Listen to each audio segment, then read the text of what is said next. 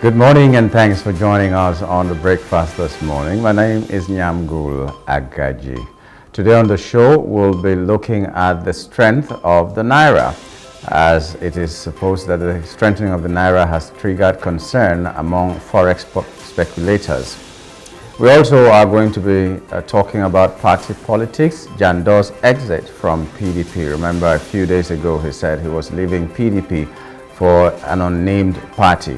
According to him, they're still consulting and trying to decide where to go to. And then we're also going to take a few top trending issues and go to the press to see what made it to the front pages of some of our national dailies. Today we might just be taking one newspaper, and there are a lot of headlines there to look at. But first of all, let's just take a moment and take the quote for the day and then continue. Stay with us.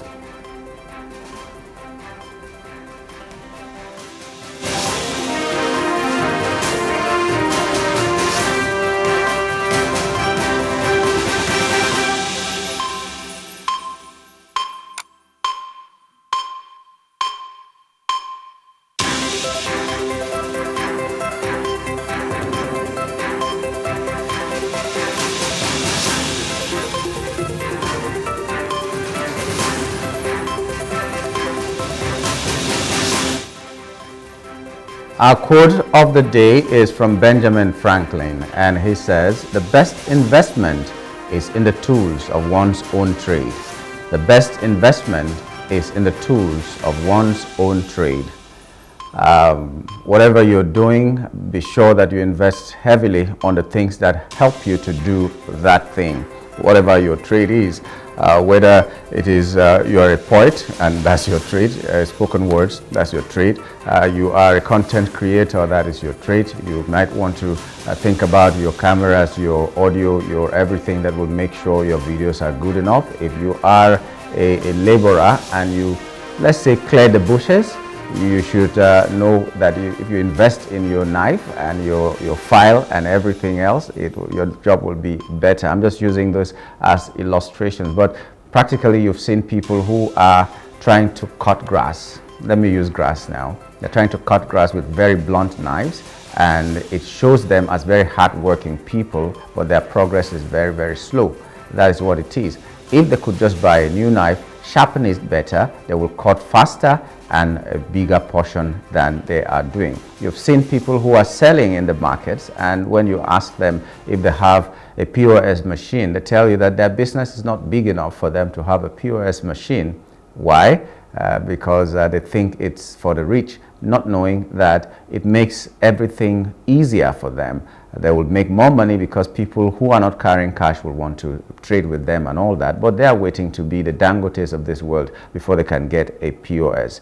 You see a carpenter still using a saw blade, and you see a carpenter still using sandpaper to smoothen everything when they can just get machines that will help them do that. So in making a bed for 1 week, you know that if you invest in your tools, you can get the machine that will make you make 5 beds or 7 beds in 1 week, and that makes it very easy for you. So these are just illustrations, but whatever your job is, whatever your trade is, and remember that your trade is possibly what is putting food on your table. Whatever your trade is, invest in it very, very much. You're a model and you don't take care of your skin, you don't take care of your face. I'm not saying you should go and bleach, that's not what I'm saying, but you should take care of yourself and look good, because you are a model and that is your job. You're an actor, you're an actress, you don't want to polish your language, you don't want to look good, you don't want to look the part that you're acting. I don't know how far you can go, but whatever you're doing, bottom line is,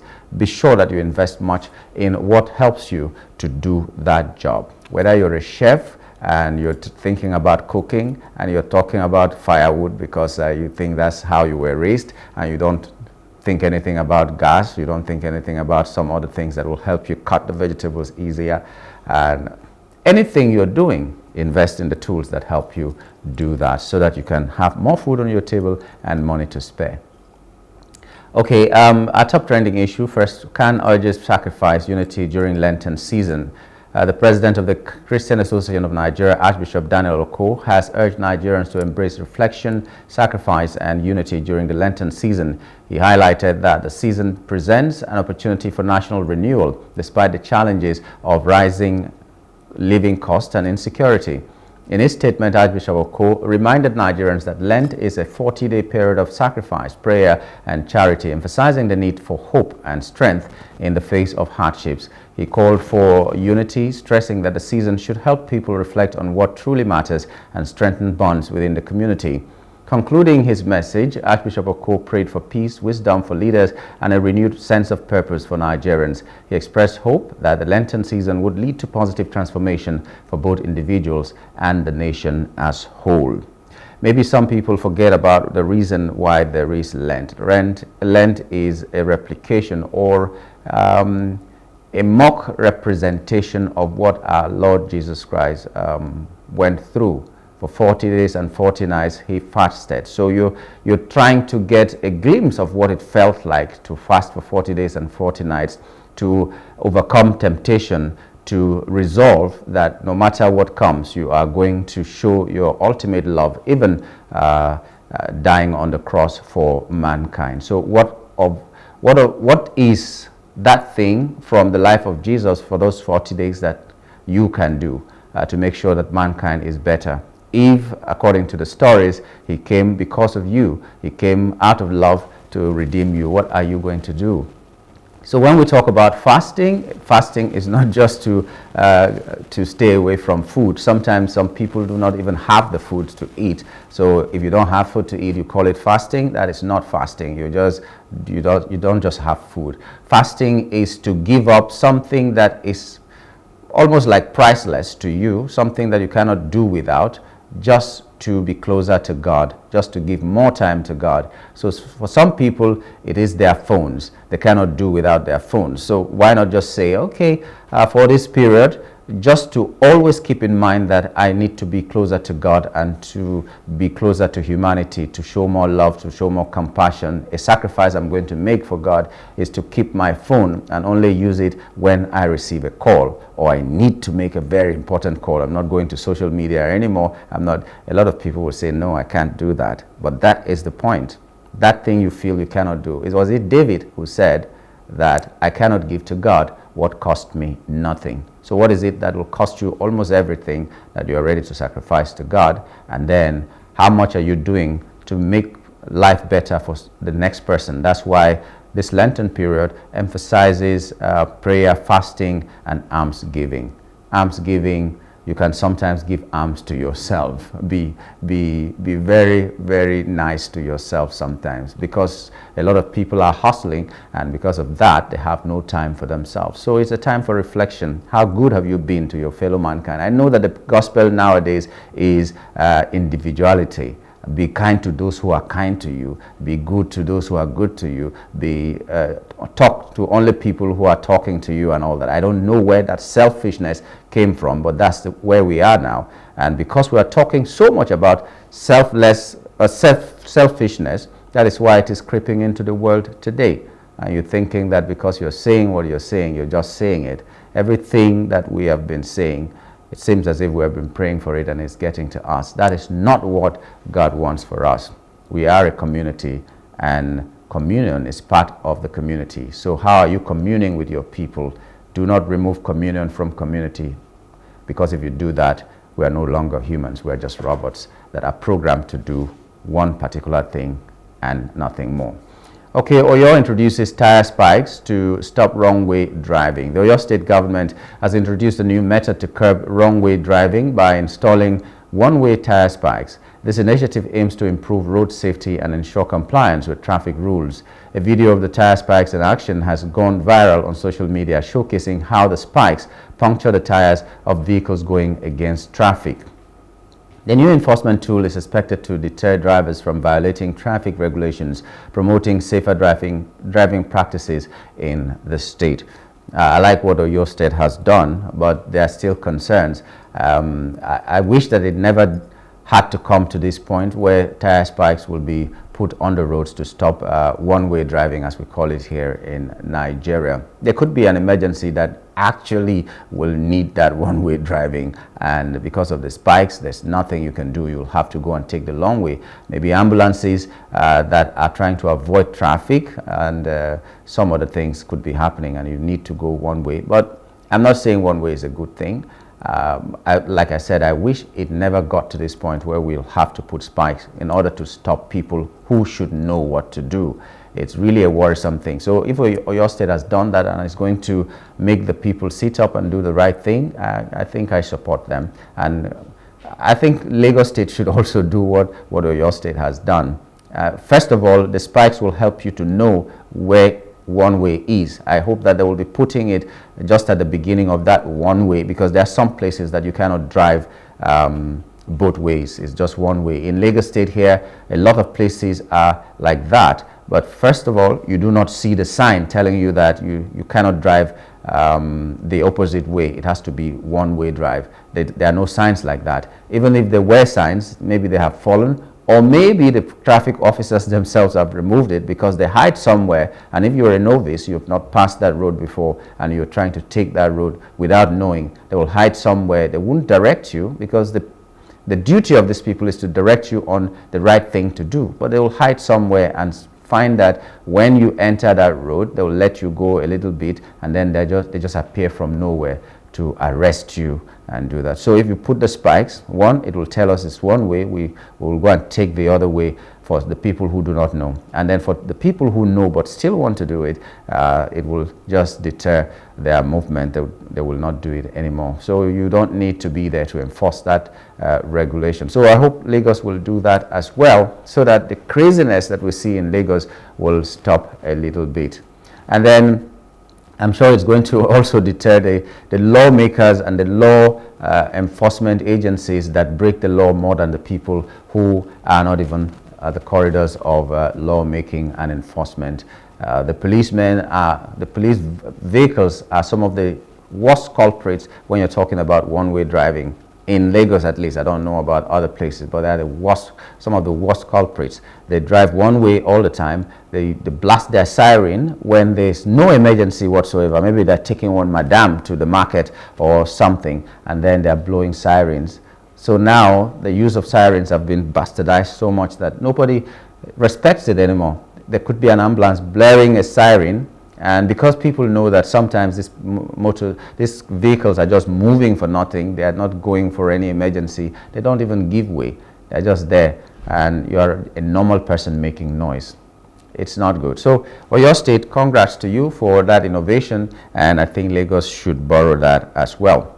Now, Nigeria has officially become a member of the European Bank for Reconstruction and Development, EBRD. Bringing the total number of EBRD shareholders to 77. The decision follows Nigeria's application in April 2024, which was approved by the EBRD's Board of Governors in May. The addition of Nigeria is part of a broader expansion plan approved at the EBRD's 2023 annual meeting, showing the bank to extend its operation to sub-Saharan Africa and Iraq. This membership could allow Nigeria to become a recipient country, enabling the nation to access EBRD financial resources and policy support. Such support is aimed at fostering sustainable development and boosting economic growth. The EBRD's involvement is seen as a step towards strengthening Nigeria's private sector, infrastructure, and green economy initiatives. Nigeria's Minister of Finance, Wale Edun, expressed optimism about the partnership, linking it to the country's economic reform agenda. EBRD President Odile Renaud Basso also welcomed Nigeria's membership, emphasizing the bank's commitment to supporting sustainable economic growth in Africa's most populous nation.